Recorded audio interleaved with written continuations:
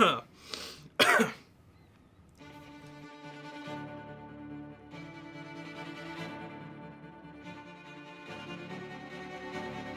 what's going on, everyone?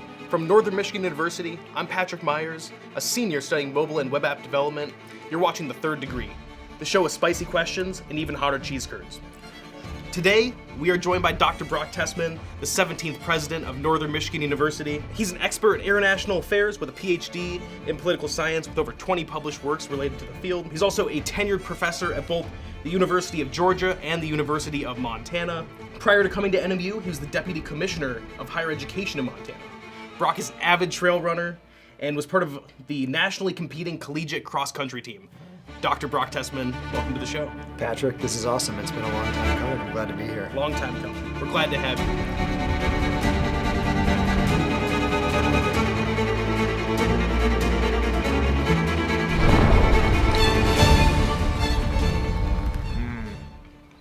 It's like chips and salsa. Yeah, I'd say so. Mexican restaurant. It's a classic, and it's a good way to start. Our first question for you. So, you just finished up your first semester here at NMU. In that semester, as the 17th president of the university, you saw almost 900 students graduate. We also signed on to the Okanagan Charter. We've done a bunch of really interesting things. How do you think the semester went? And From my perspective, it was fantastic. I think it's important sort of what the campus feels about how this first semester went. But I'll tell you, for me, the most important thing, job aside, was getting the family here to Marquette, and it's just like a dream come true. So I mean, I'll get in the weeds later with you, Patrick, but I say the first semester went awesome from my perspective. Well, that's great to hear, and I think from a student perspective, we've seen some really great things from you as well. So Good. Thank you for that. Take a little cheese curd, take a dip, and then... You're gonna give me the heads up when we start ratcheting it up too. Yeah. Okay. This one's a good level for us. All right. Let's do it. Yeah. We have a bachelor's in international affairs, a master's in international affairs, international relations, is that bachelor's, and you have a PhD in political science. Yeah. So you did a dissertation called Structural Change, Foreign Policy, and War. I did. As well as you've been involved in a bunch of other research projects in academia. Apparently you've also been in the room for diplomacy talks between North and South Korea. No, yeah, that's a throwback. Yeah, but absolutely. Can you tell us a little bit about that, and also what got you interested in political science? So my grandpa John, growing up, I don't know how old I was, but pretty young, maybe like 5 or 6. We started with a map of the U.S. and he started to walk me through the different states and kind of like let me know which state was where.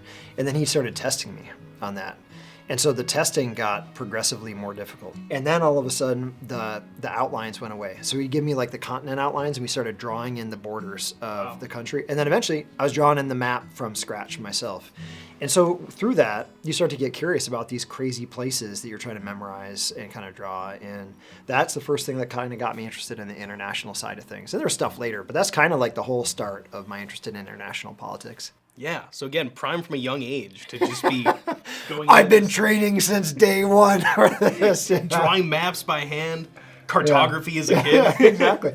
My favorite book, and it sounds a bit weird, it's called Maps of the Imagination. If you're out there, you're looking for advice as a writer, this book is so helpful. It talks about your writing process as map making. Like, think about it the same way as you would think about trying to create a map and highlighting what's important, disregarding what's not. So maps are everywhere.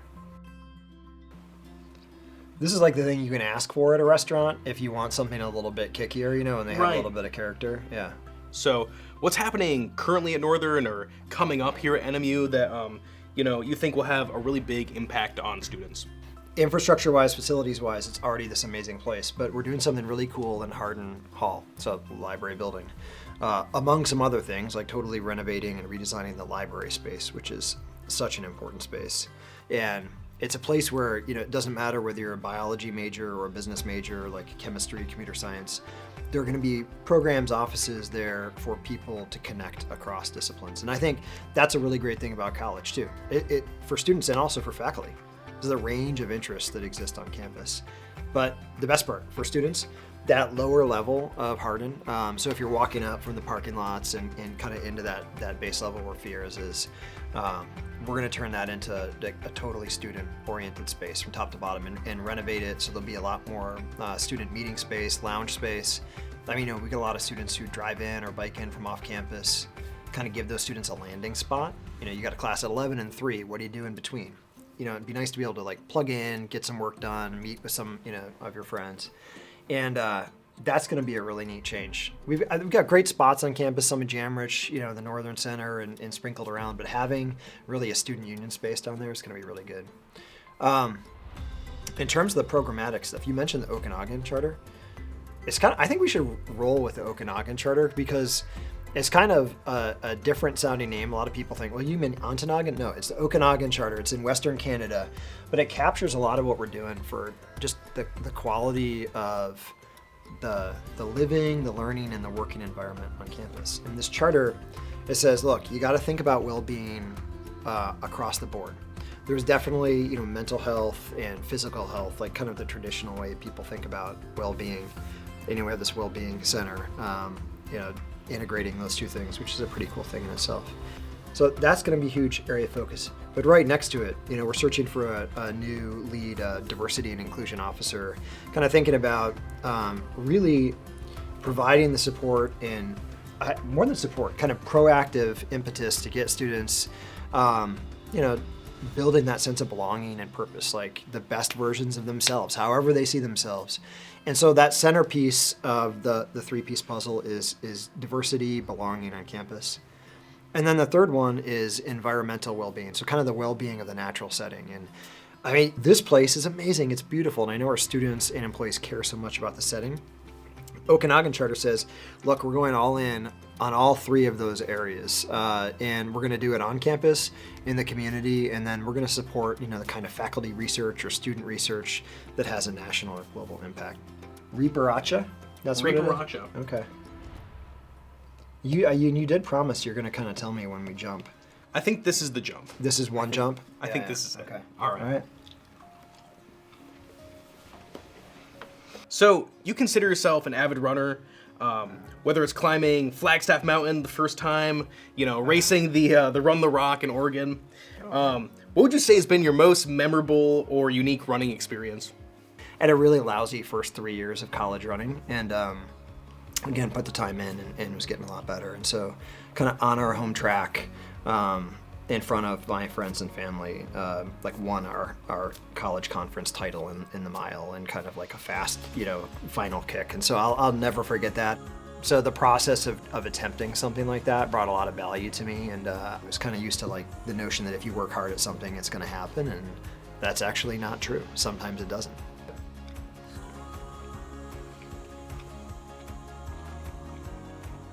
A little surprise for you. So we have some pictures. I was going to show these to you. We were wondering if we could just get, sort of your instant reaction to these. Maybe tell us a little bit about them, what's going on. So here's our first photo. Yeah. My wife in the backpack there. No. Well, you may not know this, and some of our students might. Travel with little kids, you become a lugger of all things. So we had a couple car seats there. I think we got a stroller in there. And right there, I'm just thinking like, oh, we only got about 18 and a half hours left of travel to go. So, and Patrick, I love traveling, and Kristen does as well. It's one of the things that we sort of fell in love doing. One of our first big experiences together was a trip around the world. So we're so happy to get back to travel now, but travel with tiny kids is, it's like, tougher than running a university in some ways. We, in our research, we found out that you've been to all 50 states. Oh yeah. Last one was Alaska. That was a road trip. I bought a big Suburban with my best friend Dave, and then my best friend Dave and my other best friend Steve. I got two guys, and we drove to Alaska in a Suburban with a bumper sticker on it that says Dave bought this car during his goth phase. That's awesome. It was fun. That's awesome. Yeah, long trip. One of our employees in dining, his name is Lee. He actually makes these sauces, so I know Lee. Yeah. We're excited to include a sauce from one of our people in-house here. Okay, I love that. Oh yeah, absolutely. You're going. I'm going for it. Patrick. You're really showing me up here, but I'm gonna go with you, I guess. Yeah, All right. cheers. Yeah.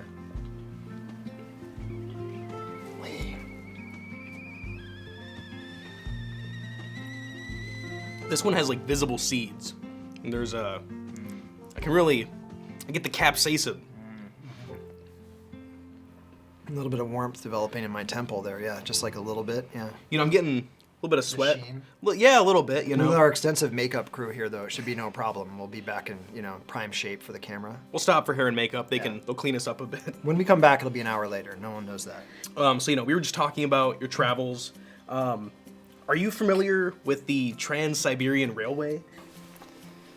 Yes. So my wife and I, Kristen and I, it's like more than 15 years ago, we did that, which I'm sure, and we did it backwards. So you can do it west to east.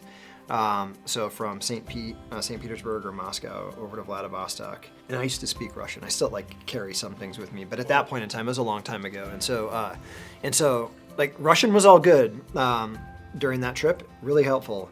But we didn't have enough Russian money. So eventually we got to a place where in order to buy the veggies and all the stuff on the train platform, we're gonna have to get money. So I got off the train and we needed money. And we knew there was a little ATM. This is back, 2007-ish. So, so there was an ATM. Went into the train station, ATM, a bunch of people are in line because they needed money too. So they were, doing their transactions. Kristen was with me. And then she walked back to the train and she came back. She's like, hey, they're kind of loading up. We should probably go back. And I said, you know what? We got to get this money now. So I was like, I'm going to wait. You go back and get on the train. So I guess she did. And the line was just agonizingly slow. And I could tell things were starting to empty out, but I was just laser focused on this. I get up there and I do that ATM transaction in Siberia, but luckily it goes so quickly, so smooth. Grab the money, walk out of the train station. Thankfully, the transaction was fast because I walk out and the train is moving already. No one is around, and all I hear is Kristen somewhere screaming, "Brock, run!" And so the long distance trains were on the outer track. So I had no time to go to the actual walkway. I had to jump down onto the rails, into the well, jump over the rails, climb out of the next one. And then, finally I got to our track. I ran and jumped on the train, the moving train, maybe 2 cars from the end before it was going to be gone. And I won't exaggerate. I mean, it wasn't going 50 miles an hour, but it was not going 5 miles an hour either. It hurt when I jumped on it because it was moving so quickly. And I banged on it. Finally, this guy that we knew from the dining car let me in. And I walked in triumphant, like I had just saved the world like some action hero. And I thought Kristen was going to come up and give me a big hug and a big kiss, oh honey, can't believe you made it. But, it was my first glimpse into how amazing she is and fiery she is. Because she walked up and she just shook her head and it was inappropriate, but she gave me a giant smack right on the chest and you fool, because I had all our passports and all our money and everything. So she would have been on the train to Moscow with nothing. So I made it. Tons of other good memories from that trip. But yeah, that was a harrowing adventure. I was glad my running background came into play at that point in time. I was able to get across those tracks fast. Yeah, so, international affairs and just Indiana Jones activities. Yeah, I'm sure it looked ridiculous, but actually in my mind's eye, that is kind of how I see it. Yeah, well, we'll get you a hat, we'll get you a whip. I like it, yeah, I like it. Awesome. Houseman's hazardous sauce. And apparently it's nasty-licious. I describe lots of things that way, Yeah, this budget's going to be nasty-licious, y'all. So Rowan University too. It seems like there's something there. Okay. This is totally uncharted territory. And the brown stuff always kind of scares me a little bit, cause Brown's a scary color when it comes to sauces. Yeah, exactly. All right, cheers. Let's do it.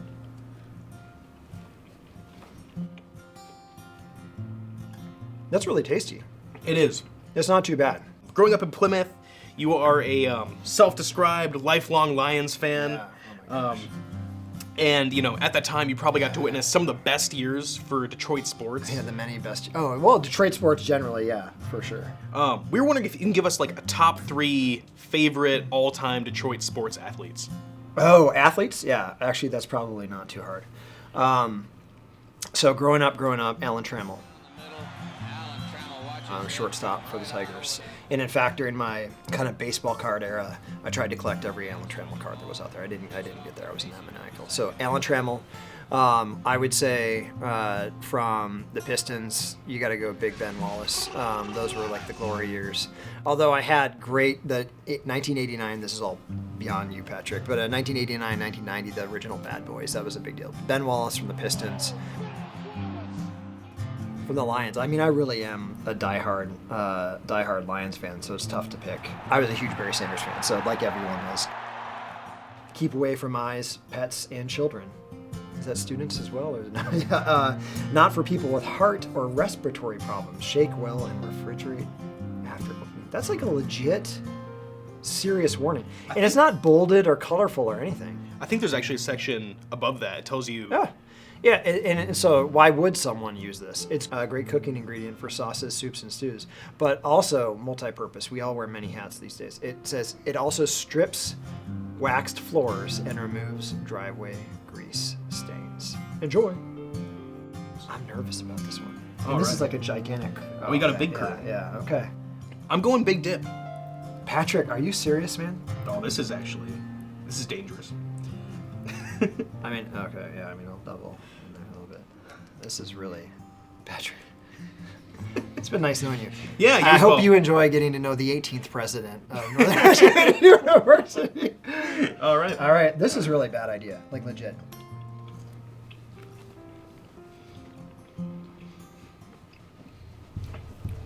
Are you zen right now? Whoa.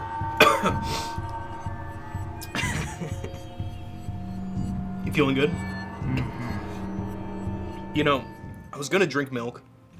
We're getting towards the back end here. I think I'm just gonna go no milk. Wow, that's catching up with me. All right. My forearms are pretty sweaty right now. My everything is pretty sweaty right now. So, how sweet it is, Patrick. I'm so glad you asked me here. You know, I'm glad to be here. So, wow. We heard you really liked playing Settlers of Catan, and we heard you like Settlers of Catan. I can't answer you. And we heard you have an affinity for board games. What's your dynamic duo? What are your favorite two board games? Whoa. Oh my gosh. Can I pretend like I'm thinking carefully about this? I'm a kid of the Cold War. Yeah, you're crying because my answer is going to be so...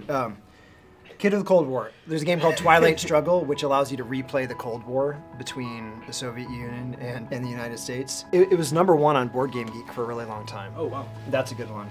And then, you know, Settlers is kind of a cheap... I mean, Settlers is an amazing game because it's one of those games where you always feel like you have a chance to win, unless every once in a while you just have a bum game. So I love it for that.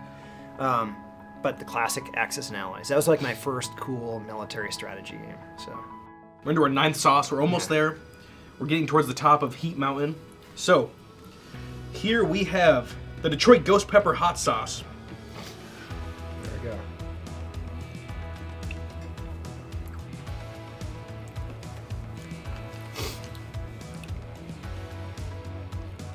Ooh, yeah, okay.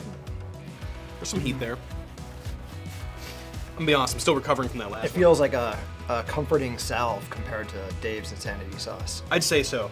It's tasty. Yeah. Like we're saying. Dave's like my white whale. Really? You know, like I don't know what it is. That really gets me the wrong way. Oh, me too. This one is just like, must be 50% milk. You grew up with a large interest in sports, claiming that you would someday like to be a professional baseball player for the Detroit Tigers. And eventually you shifted your interest from sports into political science and academia and policy and things like that. Was there anything specifically that sort of guided you on that journey to answer the age-old question, you know, what do you want to be when you grow up? Yeah. And what advice would you give to students or younger people that are struggling with that notion? I was a bad student my first year in high school. And by bad, I don't mean, you know, gosh, I picked up some B pluses along the way. Some C minuses, a bunch of Fs. I had to retake world history, and because of that, I got kind of switched around in terms of the track I was on. So I ended up with the hard history teacher my sophomore year, Mr. McClellan. Mr. McClellan was super tough on students. No one liked him, but I loved it. Big into maps, big into flags, like big into like kind of the kinds of things I just really kind of geeked out on. I was like, oh, learning is super fun. Anyhow, I did well in that class, and it kind of turned the corner for me academically, and I did pretty well from that point on. And to this date, one of the biggest compliments I ever got was him signing my high school yearbook, and he said, Brock, it was real short, you have what it takes to be a history teacher. And so that got me thinking, like, wow, Mr. McClellan, who I looked up to so much, thinks I can be a teacher, and it's such a big deal. The other one is Steve Chan, who I hope is going to be here in the fall for this kind of investiture thing, but he was my advisor in grad school, and he knew I was big into running, you know, and I was. I didn't even look at any other programs because I wanted to go out to Colorado and run for the University of Colorado, and so I just had to find a grad program to sign up for. I'm okay saying that now. But anyhow, after a year, I dropped out to concentrate, it was the year 2000, on the Olympic trials. And when that didn't work out, I came back, and I said, you know, like, I want to come back in the program. And he said, you can come back. I'll take you on as a PhD student, but you got to pursue this with as much kind of fervor as you pursued your running. And so that kind of instilled in me, like, that hard work's not just about sports, which is kind of what I had known up until that point. You can pour it into different parts of your life. And I did it, and I loved it, man. I mean, I feel so lucky to have made the choices I made.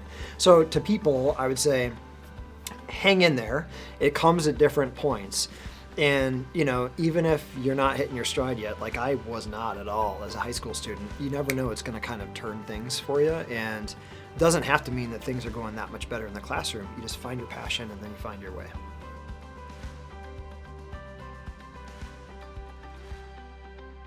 I mean, I guess we're going to make it now. It's just whether we like fall back. You know, this is the last one. We should actually, let's cheers this one. You got it, man. Thank you. All right. Yeah.